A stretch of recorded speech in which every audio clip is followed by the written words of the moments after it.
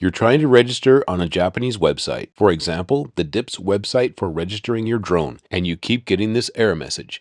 Enter 2-byte katakana characters in reading. The problem just might be the hyphen. Today, we're going to learn how to fix that so you can register. As we all know, katakana is used for phonetic spelling of foreign words, and there are 46 symbols, but today we're only concerned with vowels because the hyphen extends the vowel that came before it. All we have to do is replace the hyphen with the correct vowel, and the problem should be solved. The good news is Japanese only has 5 vowels, and they are closer to the pronunciation for Spanish than English. The 5 vowels are a, I, U, E, O, and they're written like this in katakana. Don't worry, you don't need to learn how to read and write Japanese to do this. I've put them in the description, so all you have to do is copy and paste them into whatever form you're filling out. Let's go through an example of each vowel to see how it works. Arthur. The name converter will show this.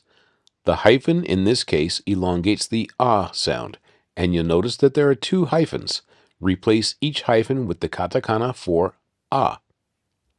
Let's say your name is Emily. The name converter will show this.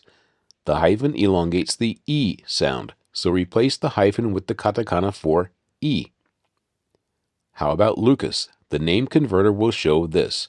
The hyphen elongates the U sound, so replace the hyphen with the katakana for U. How about James? The name converter will show this. The hyphen elongates the E sound, so replace the hyphen with the katakana for E. How about Jordan? The name converter will show this. The hyphen elongates the O sound, so replace the hyphen with the katakana for O. If this video helped you out, make sure and hit the like button so it can be shown to more people. And if the website is still giving you trouble, put your name in the comments below. I will reply as quickly as possible. We've also got a great community of people here who are willing to help, so don't hesitate to reach out.